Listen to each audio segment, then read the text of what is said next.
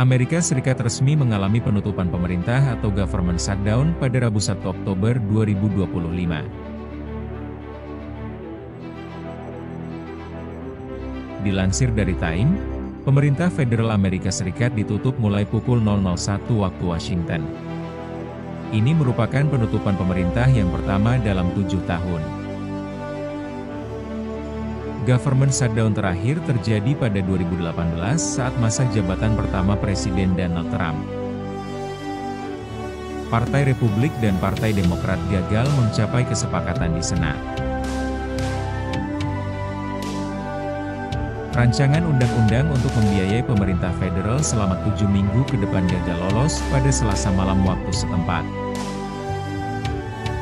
Tidak jelas berapa lama penutupan akan berlangsung. Kedua belah pihak masih enggan untuk melakukan kompromi.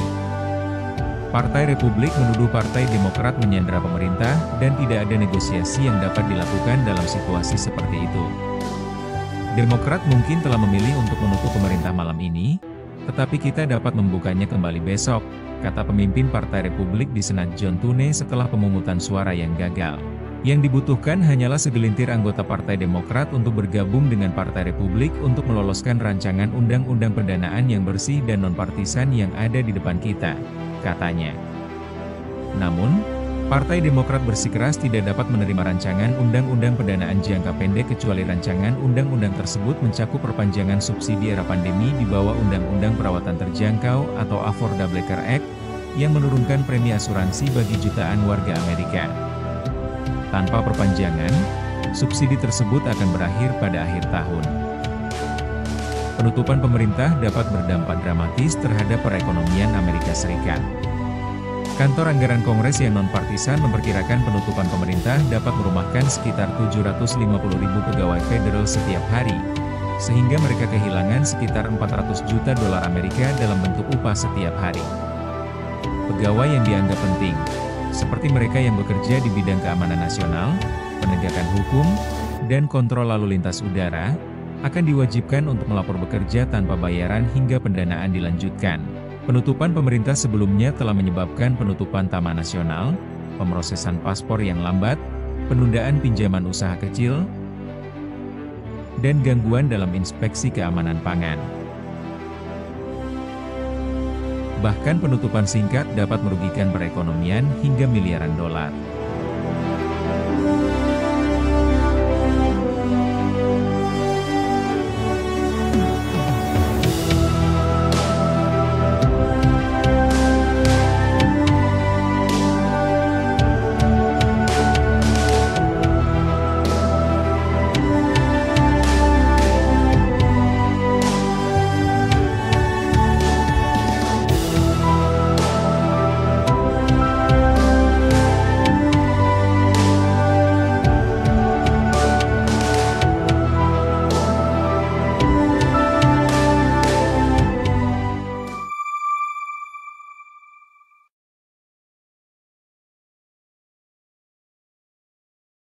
Emas spot naik 0,3% menjadi $3.843 per troy ounce setelah sempat menyentuh rekor 3.871.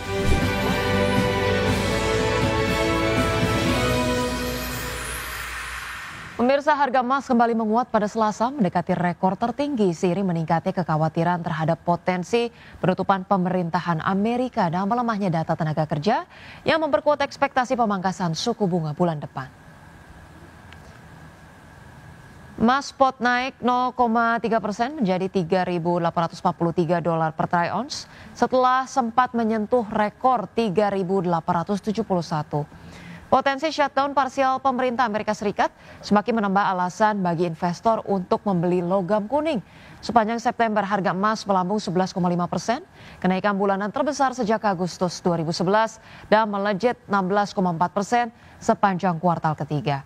Sementara itu data terbaru menunjukkan jumlah lowongan kerja di Amerika Serikat naik tipis pada Agustus sementara perekrutan menurun, mengindikasikan pelemahan pasar tenaga kerja.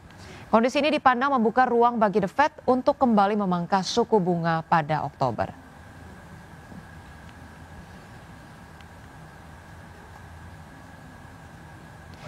Ya, selanjutnya pemirsa, dari pergerakan bursa global, bursa Wall Street berakhir menguat pada Selasa meski sesi berlangsung fluktuatif dengan ketiga indeks utama mencatatkan kenaikan bulanan dan kuartalan. Investor tetap cemas terhadap potensi penutupan pemerintahan Amerika Serikat yang dapat menunda rilis data ekonomi penting serta memperkeruh arah kebijakan suku bunga The Federal Reserve. Ya, baik pemirsa, kami hadirkan informasi di mana pada perdagangan Selasa, indeks Dow Jones Industrial Average naik 0,18% ke level 46.397, sekaligus menorehkan rekor penutupan tertinggi. Indeks berbasis luas S&P 500 ditutup menguat 0,41% menjadi 6.688. Sementara itu, Nasdaq Composite Index meningkat 0,31% menjadi 22.660. Sementara itu pemirsa, bursa ekuitas Eropa berbalik arah dan berakhir di area hijau pada Selasa, meski pelemahan sektor energi membatasi kenaikan lebih lanjut. Investor terus mencermati potensi dampak penutupan pemerintahan Amerika Serikat terhadap pasar keuangan global. Pemirsa, indeks Stoxx 600 ditutup naik 0,48% ke level 558,18. Kemudian indeks DAX Jerman meningkat 0,57% ke posisi 23.880 dan indeks CAC Prancis menguat 0,19% ke posisi 7.895.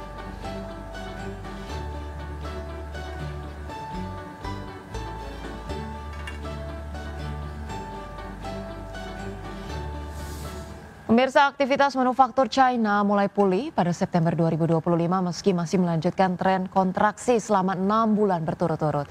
Biro Statistik Nasional China melaporkan Purchasing Managers Index manufaktur naik tipis ke level 49,8 di bulan September dibandingkan 49,4 di bulan sebelumnya.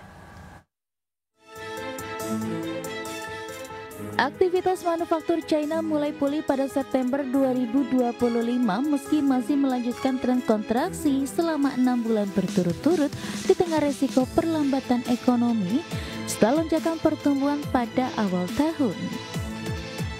Biro Statistik Nasional China melaporkan Purchasing Manager Index manufaktur resmi naik tipis ke level 49,8 dari 49,4 pada Agustus.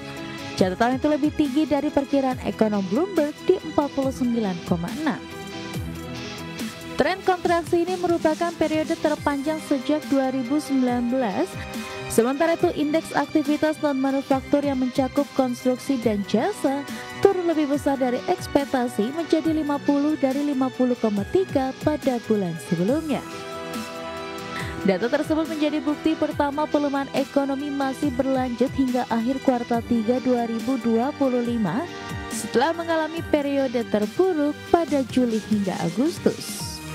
Permintaan domestik yang lesu serta ketidakpastian tarif Amerika Serikat menjadi tekanan tambahan bagi prospek ekspor China.